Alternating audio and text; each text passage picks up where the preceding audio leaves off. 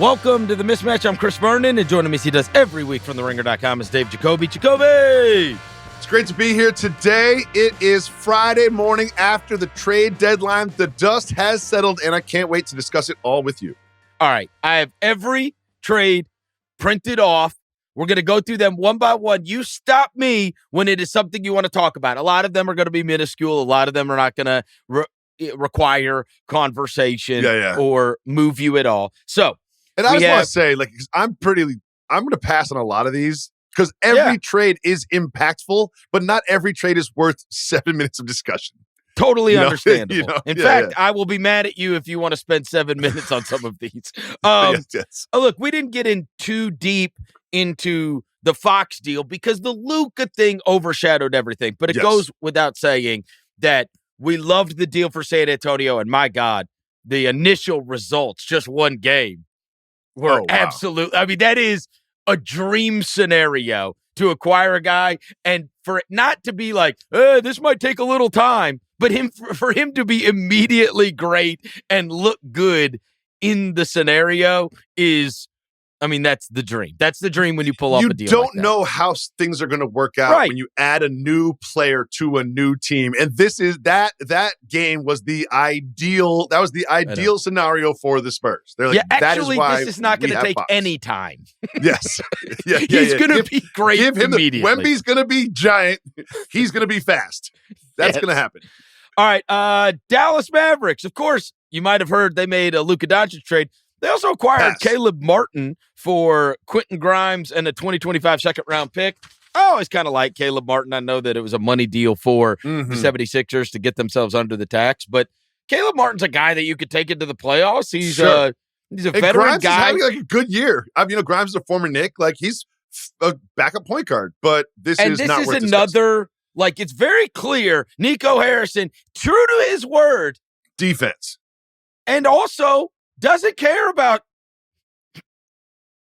5 years from now.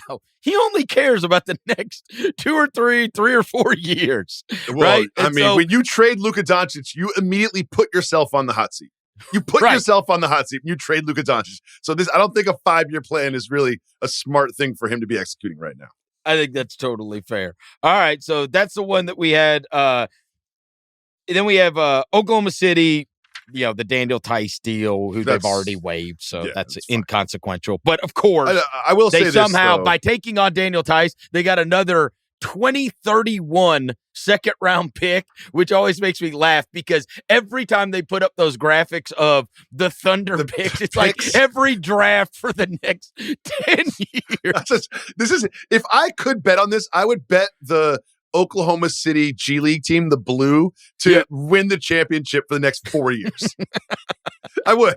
They're going to go on a tear through the G League. But I will say one thing worth mentioning that is impactful, not about this trade, but about this team, is reported that Chet's going to play tonight. Yes. And I think that is going to have more impact on the Western Conference and ultimately the championship than most of these trades outside of the Doncic one that have been made. You can't imagine they're going to play him back-to-backs either, right? Because I was hopeful. Who do they play Saturday? I forgot, Verno. Yeah. Memphis, who do they got Saturday? Memphis, Oklahoma City. It would have been nice for him to come back for that one. Yeah, I don't think there is a scenario in which you could play 15 minutes in one and 15 minutes in the other. I suppose. I'd imagine that's probably not the plan. No. Boston got off of Jaden Springer and some picks for a second-round pick. I mean, inconsequential. Sacramento got Jonas Valanciunas, who I loved in Memphis, but has been kind of toiling away in Washington this year. But, I mean, he's a big body. They didn't give up. They gave up Sidi Sissoko and 2 second-round picks. I mean, again, I'm not sure it moves the needle greatly for them. But if you look at them, you see a team where it's like, they got Zach LaVine, they got DeMar DeRozan, they got Sabonis, they got Valanciunas. You should be able to score some points. Yeah. They got guys. But I will say that while this is not that impactful of a trade in terms of what I think about the Kings, the fact that this is an appropriate role for Valanciunas for where he's at in his career. You back up Sabonis. You do not start, because the Lakers were talking about bringing him on and using him as their starting center. You know what I mean? That is not an appropriate use of Valanciunas where he is at right now. I will say, size-wise, there will be times where they put Valanciunas and Sabonis in the game, and for all of Valanciunas' foibles defensively, let me tell you something. There's going to be times if they put both those guys on the court, you ain't getting a rebound on either end. You're not getting an offensive rebound. This guy can still rebound, and you're not getting a rebound. No, Sabonis and Valanciunas in there, no chance. If I was the opposing coach, I'd be like, don't even try. Just get back on If you miss, you're going to get one shot, and if we miss, we might get four. We're just going to keep throwing it back four, too. We might miss all four. The Milwaukee Bucks made a move. Kyle Kuzma, Patrick Baldwin Jr., Jericho Sims, Wizards second-round pick. The Wizards got Chris Middleton, A.J. Johnson, and a pick swap. The Knicks got DeLon Wright and some cash. So Kyle Kuzma is and Middleton are obviously the two biggest names. So they get off the Middleton contract. Mm-hmm. They add Kyle Kuzma. Does this make the Bucks any better? No. I agree. Simply no. And I think that if you are the Bucks, there's reasons to do this deal. Middleton is obviously not having a good season and not looking like he's going to turn it around at any point soon. In fairness to him, he had double ankle surgery. Yeah, well, that's part of it. If I had double ankle surgery, I mean, he's moving around like he had double ankle surgery too. And I don't think that the taking Middleton's minutes and giving those to Kyle Kuzma, dramatically, not even dramatically, changes this team or how I feel about them or their potential or where I would give them in terms of like title chances at all. Not at all. But you've always liked Kuzma, haven't you? I've always liked Kuzma, but I've always liked him more. Remember his summer league? Remember when he was in the summer league and he scored 40 points a game? This reminds me of everybody bringing up his time with the Lakers, and it's like, bro, that's a long time ago now. I know, but he was like a key piece of a championship team, and he's Winnie Harlow's boyfriend. Like I've always liked Kyle Kuzma, just like as a vibe. I think he's kind of funny, but like taking Middleton's minutes and giving them to Kyle Kuzma, it's not like I feel like the Bucks are now, going to be a threat to the top three in the East. The other thing is they can score. I thought that they would be searching for somebody who was like point of attack defense, somebody to put alongside Lillard, just somebody in that position. Because he is, look, even if you want to say that his offensive ceiling is much greater than it has been, and he's just been toiling away as a loser in Washington, and you say, hey, now he's going to be part of a winning team. He has been a part of a winning team. We've seen him be able to contribute to a winning team before. He's still got that in him. Whatever, the numbers are going to be better. Plus, you get a lot of open shots when you're playing with Giannis and Dame. I get all of that. It's still the defensive side of the ball that is the concern to me, right? It is. Yeah. Obviously, when you have Giannis and Lopez, you're going to protect the rim, but like it's perimeter defense has been this team's problem. And I mean, they've got Andre Jackson Jr., but outside of that, right? Who's solving that problem? And especially in a conference where wings are at a premium. You are, in our opinion, now we have, which we'll get to later, we have the Hunter deal that has gone on in Cleveland, which was attaining a wing. But Boston has unbelievable wings. New York has great wings, right? Yes. And so now you're walking into a party where you're deficient at that. And to me, Kyle Kuzma ain't changing that, right? Like, I still know who I've got to go to battle with. I got to go to battle with OG Anunoby and Mikal Bridges. I got to go battle with the two J's. Mm-hmm. I mean, to me, it's like I'm bringing Kyle Kuzma. I'm bringing a knife to a gunfight. Exactly. And I also think that you are correct to bring up the DeAndre Hunter trade because we can discuss that now because that is clearly the thinking of the Cavaliers. And anyone who's paid even just tertiary attention to the Cavs know that they've got the 1 and 2 figured out. They've got the 4 and 5 figured out, but it's that 3 spot. They've been auditioning guys for that 3 spot for like 4 years now. And I think DeAndre Hunter, whose value has never been higher. This is the first time DeAndre Hunter has ever been DeAndre Hunter in his career this year. And if he continues to produce the way he did in Atlanta, in Cleveland, it is that exact thinking. We're going to have to go up against some great wings. We know who we are at the 1 and 2 and the 4 and the 5. We need to figure out that spot. And I think that Hunter will nicely fit in there. I think the answer to that question because I like the Hunter deal as well, but it is based on the last 5 months. Exactly. If DeAndre Hunter is who DeAndre Hunter has been the last 5 months, then it's great. If DeAndre Hunter, if this is a mirage, if that is not actually DeAndre Hunter and given the situation and playing against backup units and everything, you know what I'm saying? There's a different deal of which he was experiencing getting to play in the scenario that he was in Atlanta. Because if he's a Super Six man, it's not that that's not that we're trying to get a starting small forward here, right? And so if he can translate even 80% of what he has been thus far in Atlanta as a starting guy for that team, then it could be really good. But I do think it's a risk. I mean, you got a great thing going in Cleveland, and it's always a risk to bring in somebody else. It always is. It really just boils down to, and I hate to make it this sort of basic, but sometimes the simple answer is the right answer. He's just got to hit his shots. That's it. They're not asking him to get his own buckets. They're not asking him to create for others. We've got Garland and Mitchell. We've got Mobley and Allen. We need someone to hit their shots. You don't have to move. You have to catch and shoot. And if he can do that at 44, 45%, I would say, unlike the Kuzma move, this does, in my mind, change their title chances. I think this small upgrade, in my mind, changes their chances of the title. I only think that I agree. And again, to me, I look at Cleveland and go, this was worth it. This was worth the risk. But it is a risk because any time that you shake things up when you are having this much success and you're taking away two veterans who, you know, even if you want to just discard Niang, he's a veteran who's been on a lot of winning teams, and LeVert he plays has been minutes. a guy, and LeVert's had some really big moments and some really good games for them. And sometimes on those nights where things aren't going that well, like Karis LeVert comes in and helps you go on that 12-0 run. It's super useful and has made their depth and their bench. So LeVert is for sure a guy that is going to get playoff minutes and is also a weird matchup many times when you play him out there. Yes. In terms and of he can get his own. floor. He can get his own shot. He can create. He can score, especially when he goes up against second units. Absolutely. And I know. And I just want to give a shout out to George Niang because I love that guy. He's got a great podcast with my friend Kevin. So check that one out too.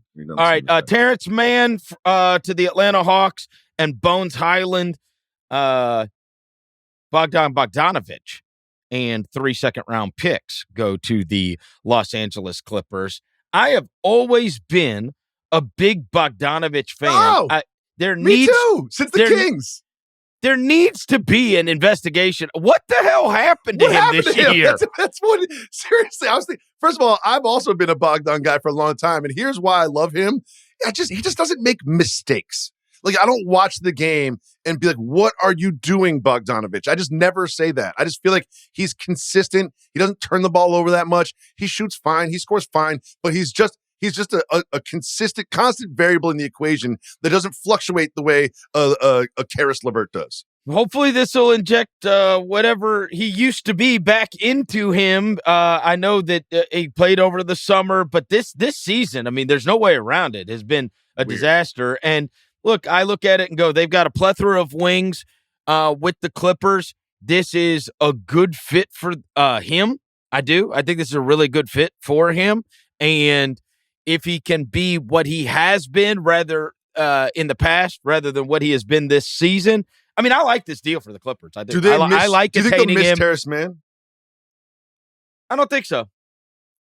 You don't think so? I mean, again, the whole thing, I look at it and I go, all right, what do I need when it comes playoff time? And in the end, if you're planning on life with Kawhi Leonard in order to reach whatever you think you're capable of. Yes. So if I am planning on life with Kawhi Leonard, like I'm not doing anything without Kawhi anyway. Yeah. So now I am building this team out in reference to, I've got some wings that I can still play, and we're praying that we still have Kawhi Leonard. And so what else can I do to augment this? And having somebody that comes off the bench and can provide some kind of switch the game up stuff that we talked about before. I just think I don't worry about losing man, especially when I think that Bogdanovich could very well, in those minutes where you're sitting your starters, he could go out there and, again, maybe get you 12, 14, 18 one night, right? Yeah, because I think the Clippers' plan A is James Harden has the ball, Kawhi Leonard plays the best defender, plays the other team's best scorer, and they manufacture wins that way. I don't think they're looking for much out of Bogdanovich. Yeah. All right. Other ones. All right. The Marcus Smart deal. So I got to talk about this. Marcus Smart and a 2025 first-round pick for Marvin Bagley III, Johnny Davis, and 2 second-round picks. So, of course, everybody in the free world was laughing. I want to say this, Verno. I would definitely have just passed on this one. This is an insignificant-ass trade. But you being the Memphis guy and the Marcus Smart guy, as the Memphis guy, how will Marcus Smart's impact on the Grizzlies be remembered? I mean, statue or banner or retire the jersey? What do we do? No, it goes down as one of the bigger mistakes for a franchise that has not made a lot of colossal mistakes. I think it's fair to say. Yes. This was a huge mistake. It was a huge mistake that they obviously tried to make up for. And I didn't like it yesterday because I'm one of those that fears walking into the playoffs with, I want to go in with the maximum amount of guys I trust. And Memphis does not have a ton of guys that you would trust. And so the answer then becomes, do you trust Marcus Smart in that spot? Because he has been in hundreds of playoff games and whatever else. And even though he has not been available, he just came back the other night for the first time. And so would you rather have a veteran, a guy that's won something, a guy that's been in a lot of playoff games?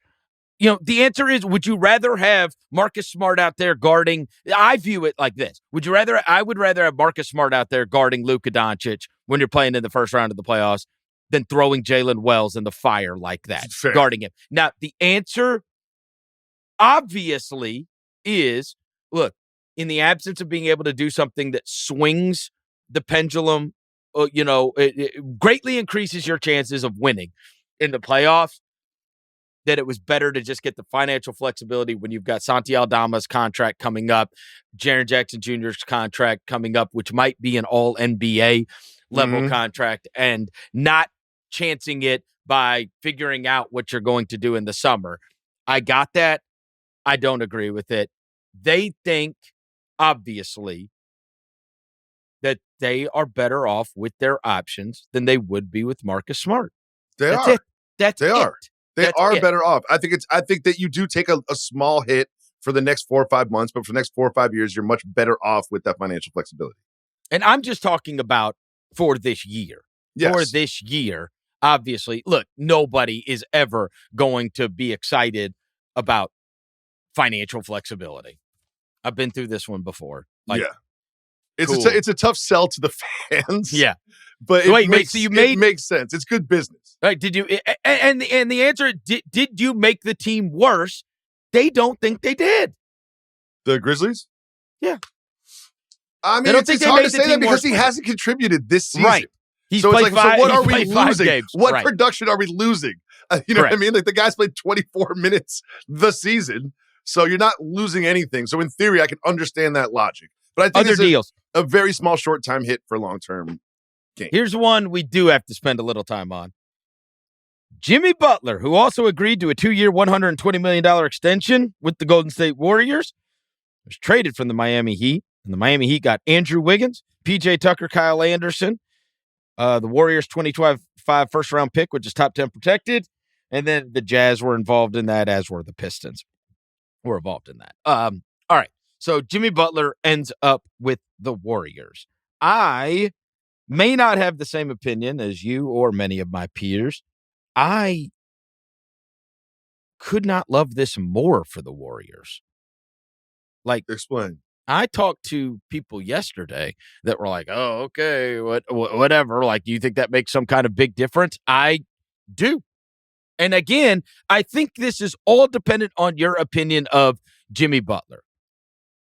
I have always been a massive Jimmy Butler fan. I have always thought he is massively underrated for what. Look, you win with Jimmy Butler. Every team that gets him gets way better. Every team that loses him gets way worse. I got it. He napalms the situation. But he always napalms situations. It's always the same. It's money. He's not made whole. If you get a content Jimmy Butler, go look at what the results have been. Look at what the results have been. See, I think a lot of people forget because he was injured, right? And a lot of times he's not available. Famously, Pat Riley mentioned this. We've been back and forth about that. But when he was right, that first round series against the Bucks, he wasn't just the best player in the series. He looked like the best player on the planet. Remember they tried to throw a lob to Giannis to win a game at the buzzer? And he's like, I'll cover Giannis. Like it's like he was just standing on his head for the entire series. The Bucks had no chance. And here's the thing. Here's the thing that I think a lot of people maybe and again, it's fair if people don't want to agree with me. Sometimes you can make a move and it has a profound effect on others, and that's why the move is greater than the individual acquisition. To me, this is maximizing Curry. You get a different Curry if you've got Butler on that roster. And I say this as a fan of somebody who is at the top of the Western Conference standings. I am infinitely more fearful of Golden State today than I was 48 hours ago. That's the truth. Here's things that people that have listened to the Mismatch for a long time, like myself, know about Chris Vernon. Chris Vernon loves veteran playoff experience in playoff situations. Yes. You've always said that. Always. You like vets who have been through the wars. They've been up, they've been down, they've been criticized, they've been celebrated. Just have all the battle scars. You love a battle scar-laden roster, which is one of your concerns about your Memphis Grizzlies. We'll discuss later. There's a 16-2 run that happens. You have to have those guys. And when you have Steph Curry, Jimmy Butler, Draymond Green, and Steve Kerr, you are built to weather storms. Like you are built to go down 0-2 in a series and come back. Like you are built to win on the road. You're built to have big second half comebacks because there's discussions that happen in halftime. And I think that for that reason, knowing you, which is why you love this trade so much, for me, I think that it is simply, we've got Steph Curry. We've got to do something to win now. And I think a 2-year deal for him, this isn't like people are like, oh, Jimmy Butler wants to get paid. He didn't really get paid. He got an extra $60 million. That's the thing. He got an extra year. He got an extra year and $60 million. But I think one of the big things was, where's he going to sign an extension? Who's going to trade for Jimmy Butler? Because we're thinking this extension is going to be a 3-year, $200 million, whatever it's going to be. But this is a very reasonable deal for a 37-year-old basketball player. I don't think he's going to get another big contract after this one. He made me laugh, honestly, yesterday when they asked him if there's any regrets that he had about the way he handled it in Miami. He had one. His answer was that he had just opened up his coffee shop. He said he's got to open a big face in the Bay now. He's something else, man. I love Jimmy Butler. I love the Warriors. Actually, again, none of that stuff they lost moves me, and I don't think those are all guys that Steph Curry has to create for. Like Steph Curry was having to make everything happen for that whole team. And I look at it and go, here's a guy who is a great basketball player who gets better in the playoffs. So as long as I get to the playoffs. That's a huge understatement. It's not gets better in the playoffs. Like morphs into a completely different human being and level of production. If we say, if we accept that, if we accept that that's true. We have a lot of data that suggests it is. And it's also, it's not just a celebration of his playoff performance. It's also a referendum on his regular season performances. Yes. And how many times have we said if a draft for the regular season is way different than a draft for the playoffs? Mm-hmm. And a draft for the playoffs you ain't getting nearly as far down the list before you take Jimmy Butler. So the Warriors fell a game under 500, right? They're sitting at the 11th seed right now. Ahead of them, Kings, Suns, Mavs, Clippers, Timberwolves, Lakers. I don't know which one of those teams they get past in the standings to get in the play. Really? Kings? You're in love with all those teams. I'm not in love with all those teams, but I don't. Basically, what I'm saying is I see the Warriors on a level playing field with 5 through 10 in the Western Conference.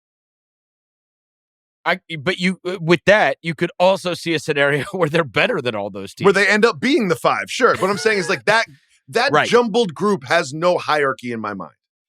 I think if Curry and Butler and Draymond are all healthy, they're not going to have a problem. They're not going to have a problem. There's just a lot of Quentin Post going on recently. A lot of it. There's a lot of it. Too much. A lot of Quentin Post going on recently. Also, how did they not lose Kuminga in this deal? It's kind of crazy. I assumed Kuminga was in the deal. I know. And I was like Wiggins and slow-mo?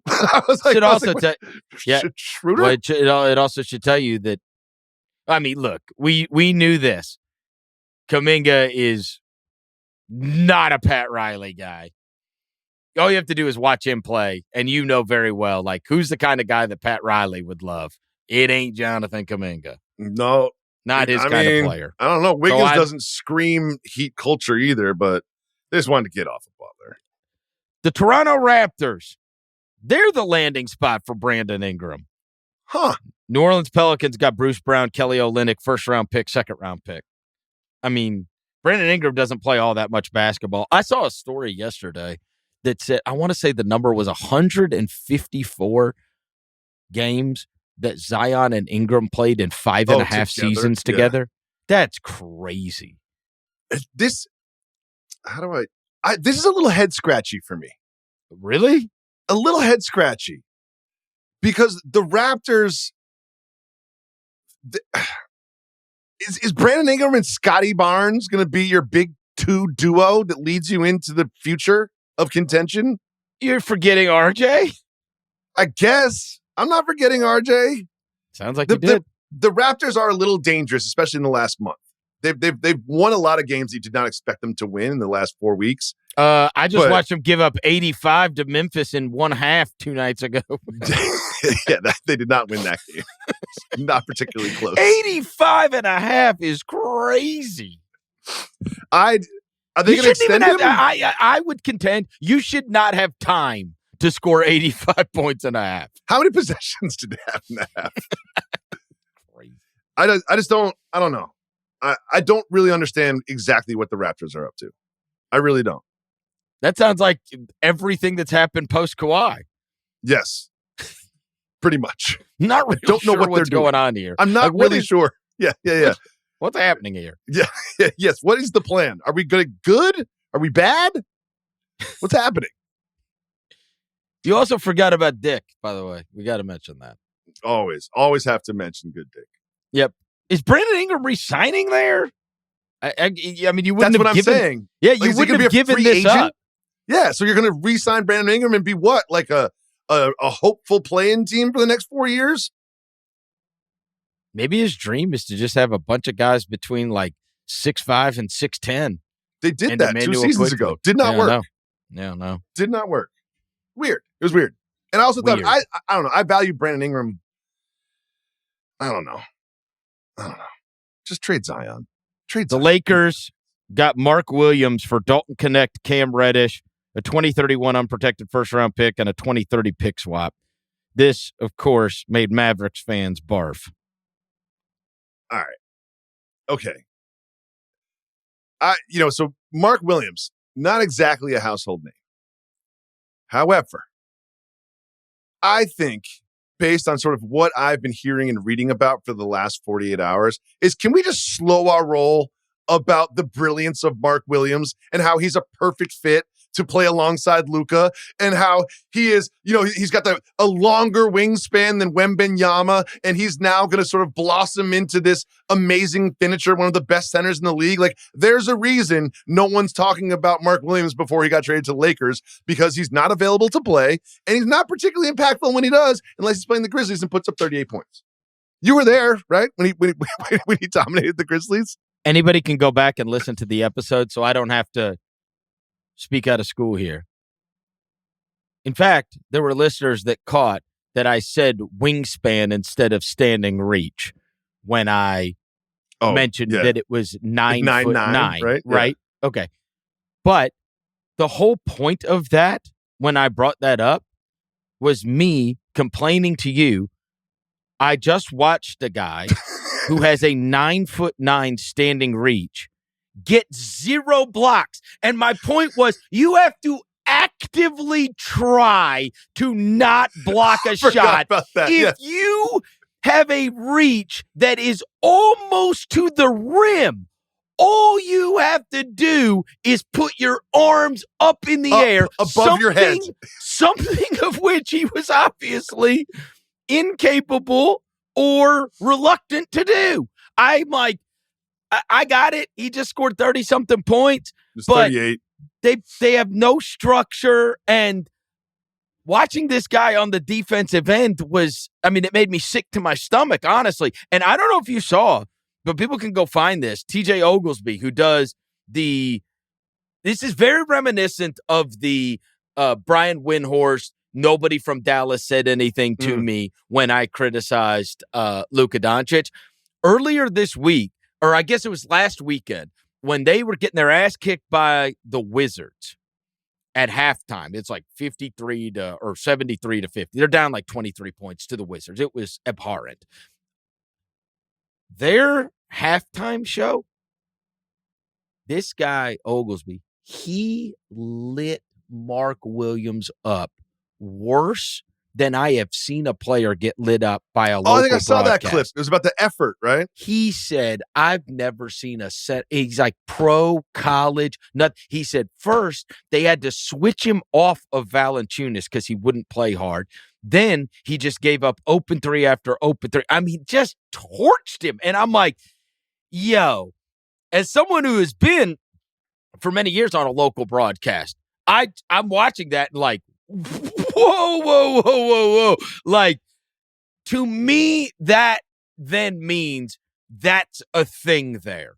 That people are watching him and they are sick of this crap. And so that's the only thing. I'm not telling you, look, the guy there's no question, talent-wise, and if he could put it together, and if you could get him to be serious. It's not realized. Correct. The idea of what Mark Williams can be is valuable to the Lakers. What Mark Williams is remains to be seen. You still do this deal, though. I think you do the deal, right? But I just want everyone to slow. I think when the Lakers get involved in stuff, people are so quick just to celebrate the brilliance of it. But this one, I think we've overreacted. Let's slow our roll on putting Mark Williams in the Springfield Basketball Hall of Fame. Okay? To your point, I'm gonna make you laugh. So my longtime producer John Roser in Memphis. Roser and I are both big card collectors, and about save it. A couple of years ago, we go in together and we buy a box. Got a rookie Mark Williams. We buy a box of cards. Mint condition. And then you get like an autograph out of the box. You get 2 autographs out of the box. One of the autographs we got in the box was a Mark Williams rookie autograph. We then sent it in, got it graded. I can't remember what it was. Maybe like a PSA 9. It might have been a 10. I can't remember. Anyways, long story short, I wake up 2 mornings ago. Roser has texted me and he goes, look at this alert I just got. And I was like, what? And it was from eBay. Your item has sold. He goes, bro, I put that Mark Williams up for sale 2 years ago. Someone bought it. Someone's investing in the future. He got traded to the Lakers. That's exactly my point. And I said, hey man, we should have upped the price. He goes, I'm sorry. I totally forgot it was on there. It sold for $150. It is not going to be worth $150 in 2 years. I promise. Hey, Jacoby, it sat there for 2 years, and then he texted me, and he said, hey, I forgot I even had this listed, but that Mark Williams we pulled sold. And I was like, really? Some Laker fan went on there and bought the Mark Williams. So another thing is, the centers that they were discussing, the centers that were associated with the Lakers as potential. And remember, Pelinka admittedly said that the market for centers was pretty dry. Those are his words. And they ended up with Mark Williams. But there's Valanciunas, Vucevic, Time Lord, the other Williams, and Mark Williams wasn't even in the discussion. And I think that all three of those other options would have been better options for the Lakers. And I think one thing that Lakers fans need to know is that Anthony Davis was a Defensive Player of the Year candidate, a top 5 finisher. Mark Williams, and I'm sure all Lakers fans have seen the stats, like literally your percentage around the rim gets better when Mark Williams is defending you. It gets better. He helps you score instead of deterring you from scoring. I mean, I guess the theory is he will try in LA and did not try in Charlotte. I think that says something about you. I guess. I guess. I mean, okay. Davion Mitchell gets moved to the Miami Heat. PJ Tucker and a second-round pick. Davion Mitchell is one of those guys that everybody always likes because he's the kind of guy that picks you up 94 feet, harasses you. Great nickname. Hasn't come into his own yet. No. Still, even though this will be team number 3 already. One thing I'll say about him, and I've talked about this, where first time I ever saw Davion Mitchell, of course, this is after the Baylor National Championship, and he gets drafted, and he comes in with Sacramento. Sat on the court before the game, and I was absolutely in stunned disbelief at how small he is. Really? He's small. He is small, bro. That's tough. And I've talked to you about this before. It's really hard to be small in today's NBA. Like you really have to be like, and I think we are hurtling towards this in the next couple of years. The Morants, the Brunsons, you're going to have to be so awesome to be able to get by in the NBA with a size disadvantage. Truly. Yeah, and there's obvious exceptions. I mean, Dame and Brunson and some of the best guards are tiny, they're all awesome. But they're so talented, especially offensively. And Mitchell, sometimes you have to admit when you are wrong. And I honestly thought that Fox and Mitchell were like a ideal backcourt. I was like, this is going to be great. Like, you got the defensive guy, you got the offensive spark plug. I was like, this is like Sacramento is set. And poof, that did not last very long. No, he's a role-playing energy guy. That's it. That's what he is. Yeah, but a perfect guy for Pat. Now, this is a guy Pat Riley would love. Yes, like he does not contribute offensively. Like, correct. Does not. And it's not like, oh, he's not that great of a shooter. It's like, no, he does not contribute right now. He's going to have to lock people down and get run out. Yes. Set up. And you better have a lot of offense around. Phoenix Suns got off of Jusuf Nurkic's contract. Cody Martin, Vasily Micic, and the 2026 second-round pick. Of course, they moved a 2026 first-round pick along with Nurkic.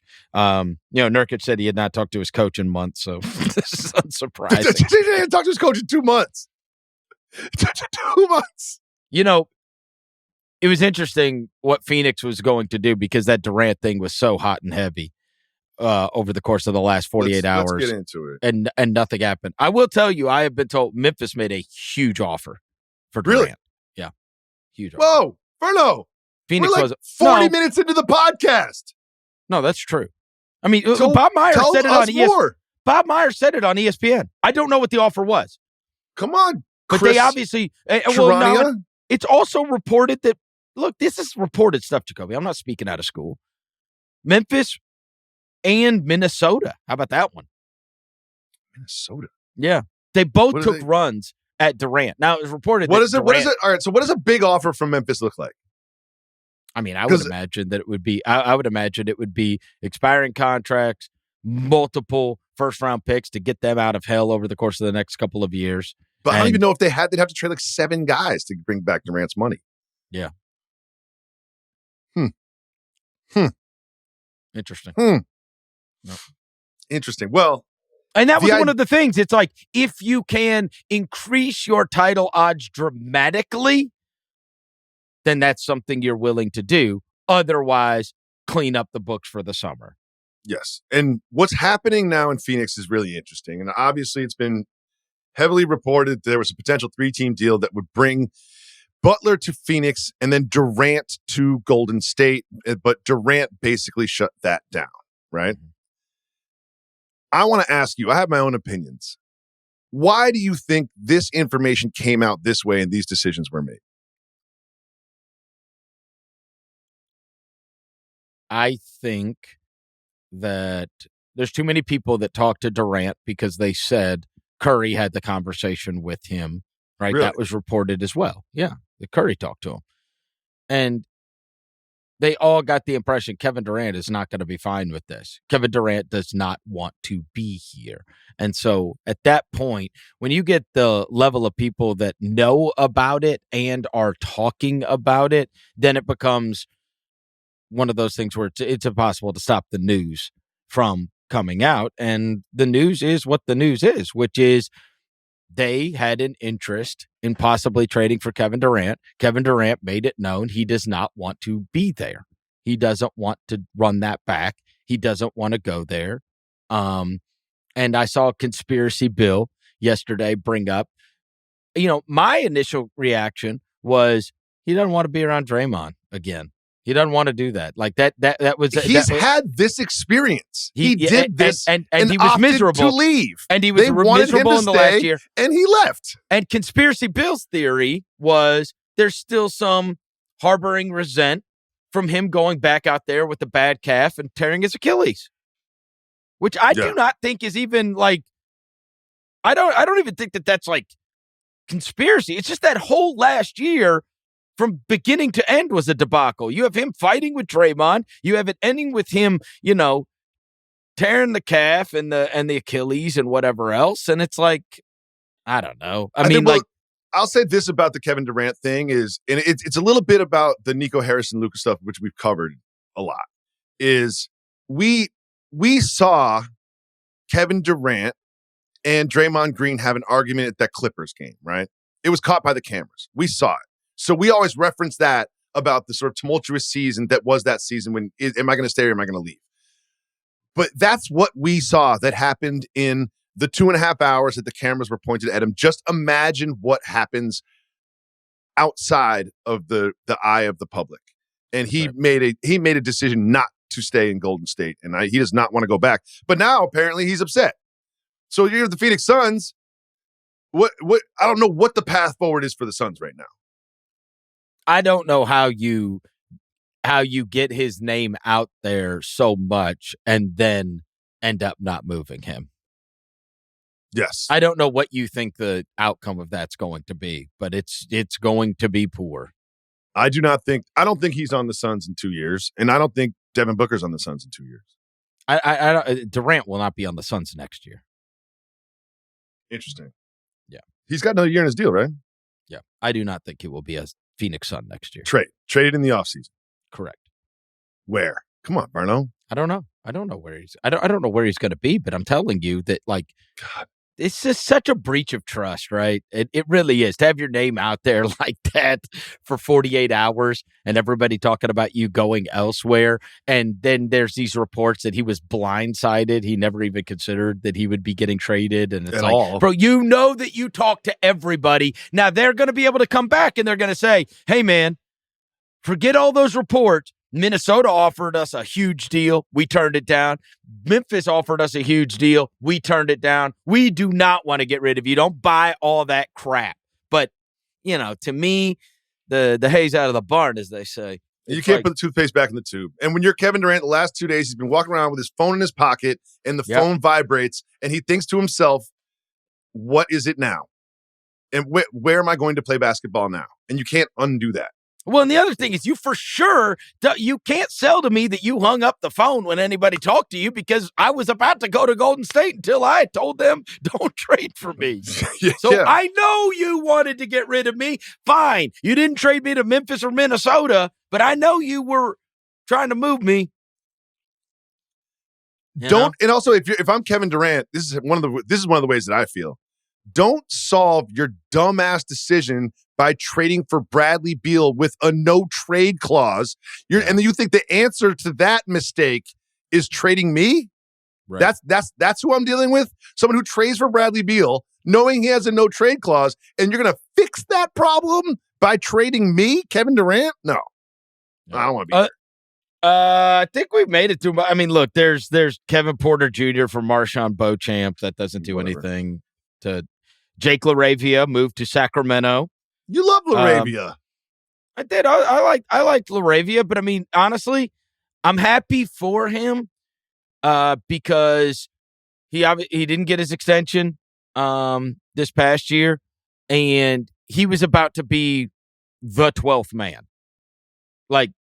Once Vince Williams came back, once Gigi Jackson came back, once you have Jalen Wells and Luke Kennard and all these guys. Yuki is the 12th man, okay? So don't disrespect my guy Yuki like that. Well, no, he's 15. Okay, fine. He's 15. I mean, you got to remember, he carried 15 now, up to 17. But LaRavia was just never going to play. He's never going to play, so he might actually be able to get in a rotation in Sacramento and be able to get a contract from the rest of the way. He was not going to play in Memphis for the rest of the season. Do you expect LaVine to continue the production that he had in Chicago and Sacramento? That production? No, just because there's going to be less shots than you would think. That's fair. Theoretically. What the hell are they doing, by the way? Chicago, you look at their roster today after all that. By the way, there is one. Memphis offered the smart deal for Lonzo. For Lonzo. They turned it down. Mm-hmm. Yeah, I mean, and then they signed him up for 2 years and $10 million a piece or whatever, which I don't. I'm happy for Lonzo. I just don't. Good for him. What are they doing? They got 50 point guards on that team. You know what? I'm glad. There's a couple things I want to talk to you about because sometimes, like with the Luka trade was so big, and then the Fox trade happens, and then Jimmy Butler's going to the Warriors as a Steph angle, and maybe Kevin Durant and this and that, and it seemed like such a very busy, impactful deadline.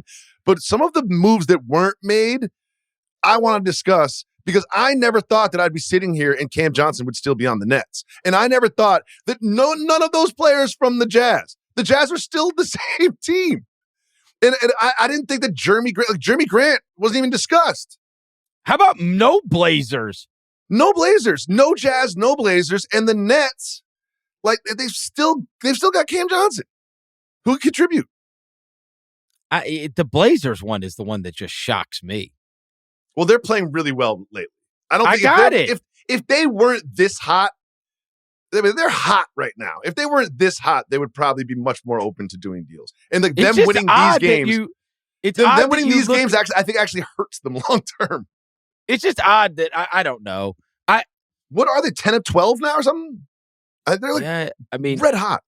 Maybe these teams just take their phone off the hook because we get to these trade deadlines and you're like, why are Colin Sexton and John Collins still on Utah? And why are Anthony Simons and Time Lord and and Jeremy Grant and these guys still on Portland? And it's like, I don't know.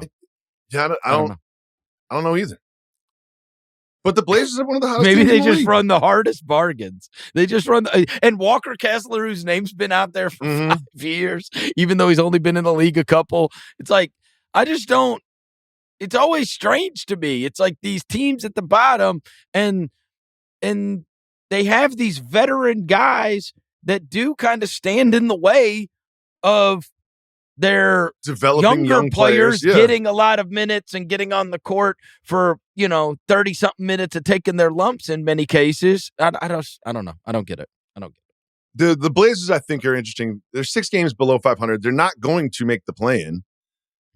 But I don't know why they didn't make any moves. But I also don't know why they can't lose a game. Like, they're just on fire. They beat the Pacers. They beat the Kings. Like, they're just absolutely on fire right now. We're at that time of year where they are better than You think they are? They're probably all trying to increase their trade stock as well. But they are the team that these guys go to the club the night before they play them and just don't take them seriously. And now they're playing good enough basketball to catch. And now you can't do that anymore. You just don't. Yeah. Anthony Simons has 30 every night. There's always those teams. The ones that once you get there, like, they suck. This is one I can actually, right? I'm not going to stay out until 3 a.m. before I got to play the Celtics. I'm not staying out till 3 a.m. before I got to play the Thunder or whoever else. Mm-hmm. But, like, there's these finite amount of teams at the bottom. It's like, all right, we'll be able to get by even if I act the fool the night before. If you have the Brooklyn Nets on Sunday, you're going out until 5 a.m. on Saturday. Absolutely. You are. You just are.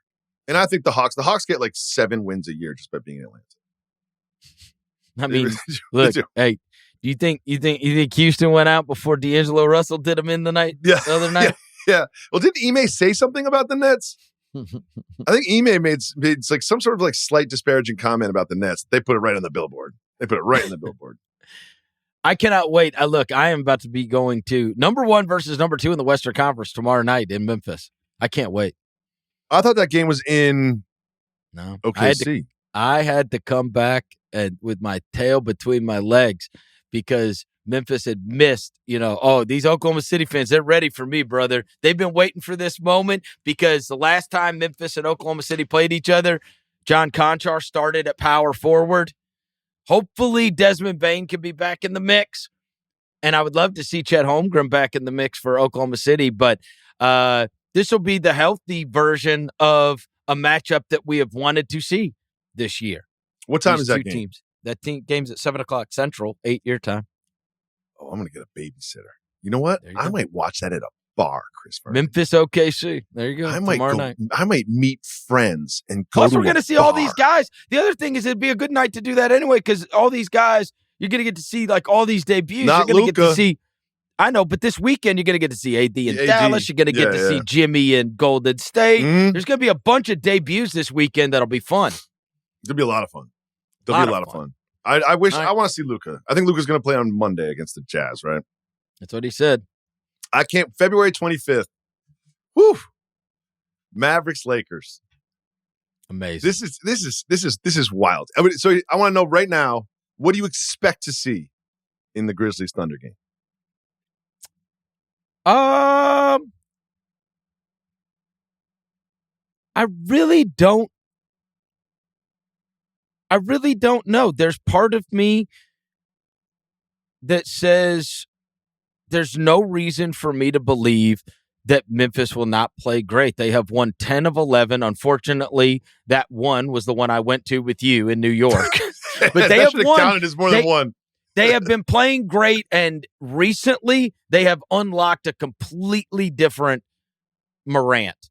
They started running this high screen and roll stuff, which has not been part of their offense this year. They just decided, okay, we're going to start running this high screen and roll stuff with Edey, and he has been happier and has been his old self for the last 2 games, which I think is perfect timing. Plus, you always have a settled down group locker room once everybody makes it through the trade deadline. So I would be surprised if Memphis does not play great at home tomorrow night. I will tell you this, the arena will be a hornet's nest. Who covers Shea? It's a great question. Because that's my problem when I look at this matchup. I don't see a dancing partner for Shea. I think what will happen is they start out with Wells on him. That's a lot. It's a lot. But he has played against, he's done it against Harden. He's done it against Anthony Edwards. He's done it against a bunch of guys this year. Again, some nights to great results. Some nights he's been thrown into not the fire, but actual hell. So he wasn't thrown into the fire; thrown in actual the depths of Hades. That's my line always that I say to the guy next to me. I say, "Look, man, I understand throwing the kid into the fire, but you can't throw him into hell. You can't put him in hell. You know what I mean? I'll tell you this: Dylan Brooks was in hell last night versus Ant. Sometimes it's a sink or swim proposition, but you got concrete shoes on. It's That's right. This isn't going to work. That's we a have big made one. I it. can't wait to talk to you about it. Yeah, no, it should be fun. We'll get to talk about it early next week. We made it through the trade deadline. Thank you to our executive producer, Jesse Lopez, as always. And Jacoby, I'll talk to you next week. Peace.